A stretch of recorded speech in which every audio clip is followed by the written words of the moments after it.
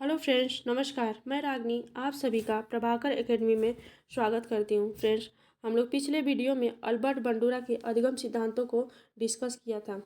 तो चलिए आज हम लोग ब्लूम्स टेक्सोनॉमी यानी कि Bloom time Homi of educational objective के बारे में डिस्कस करते हैं। फ्रेंड्स, अगर आप लोग टीचिंग का कोई भी एग्ज़ाम देने जा रहे हैं तो ये वीडियो आप लोगों के लिए मोस्ट यूज़फुल होने वाली है, क्योंकि इस टॉपिक से 2 या 3 क्वेश्चन हर एग्ज़ाम में पूछता है।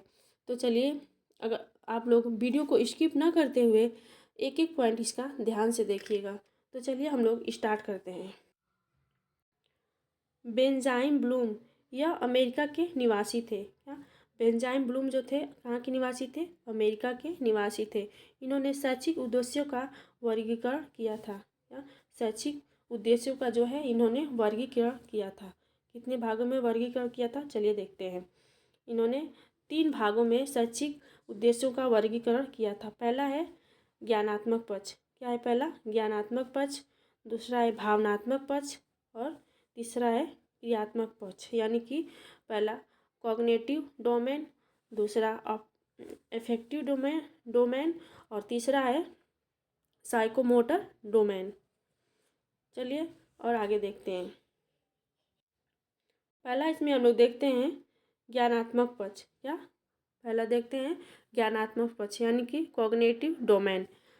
इसका वर्गीकरण ब्लूम ने 1956 में किया था। कब किया था? 1956 में किया था। यह मानसिक क्षमताओं से संबंधित होता है। ज्ञानात्मक पक्ष जो है फ्रेंड्स जो है मानसिक क्षमताओं से संबंधित होता है।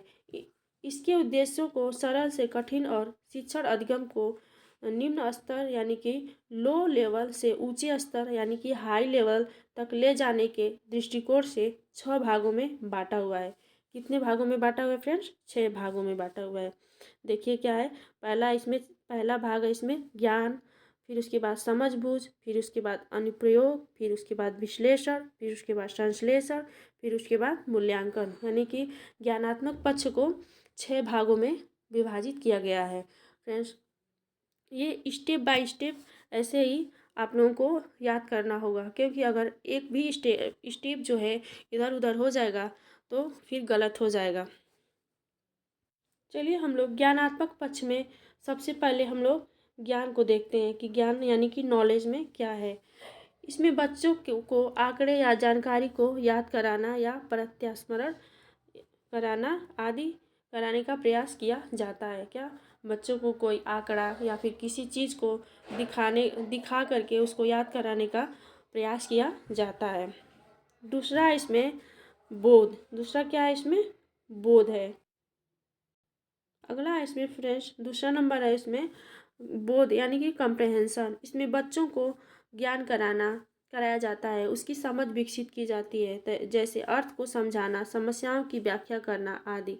यानी कि जो भी चीज़ हम बच्चों को समझाते हैं, जो भी किताब में बताते हैं अक्षर ज्ञान का समझ, उसके बारे में उनको समझ विकसित करना जो है बोध में आ जाएगा। तीसरा है अनुप्रयोग यानी कि एप्लीकेशन।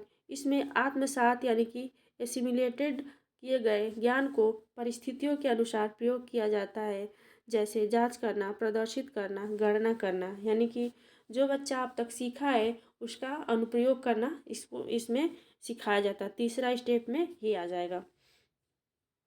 चौथा स्टेप है क्या? विश्लेषण करना। इसमें क्या है?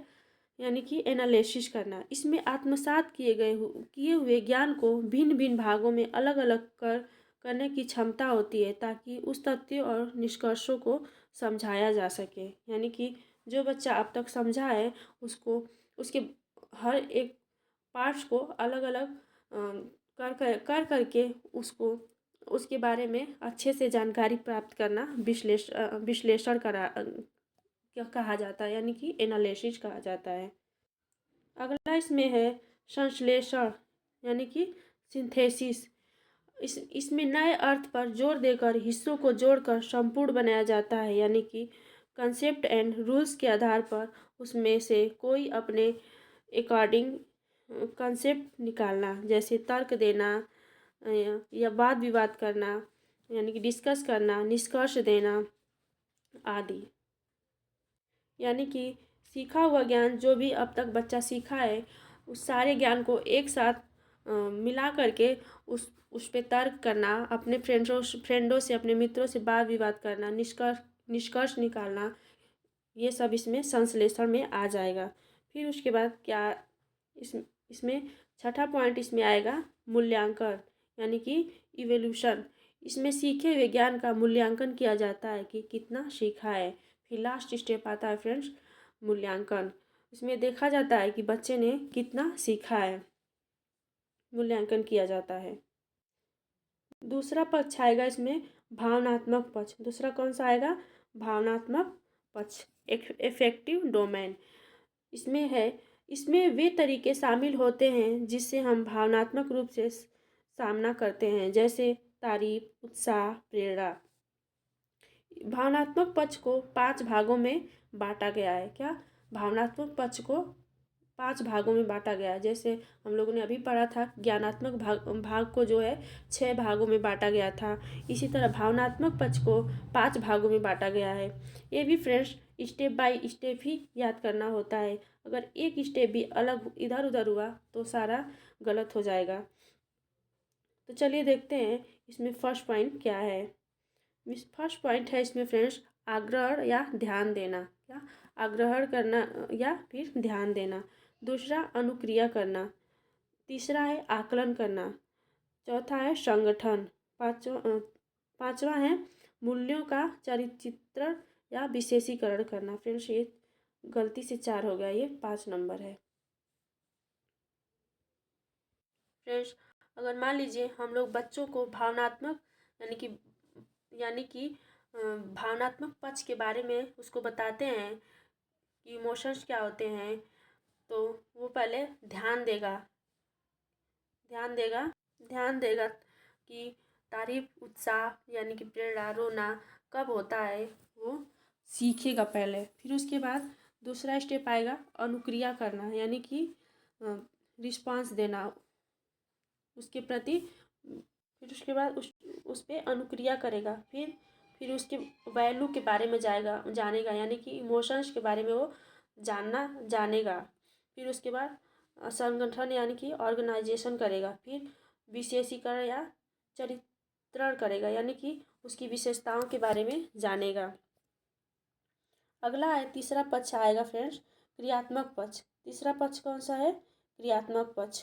क्रियात्मक पक्ष में क्या है देखते हैं। क्रियात्मक पक्ष यानी कि साइकोमोटर डोमेन। इसमें शारीरिक हलचल, मोटर स्किल के क्षेत्र आदि शामिल होते हैं।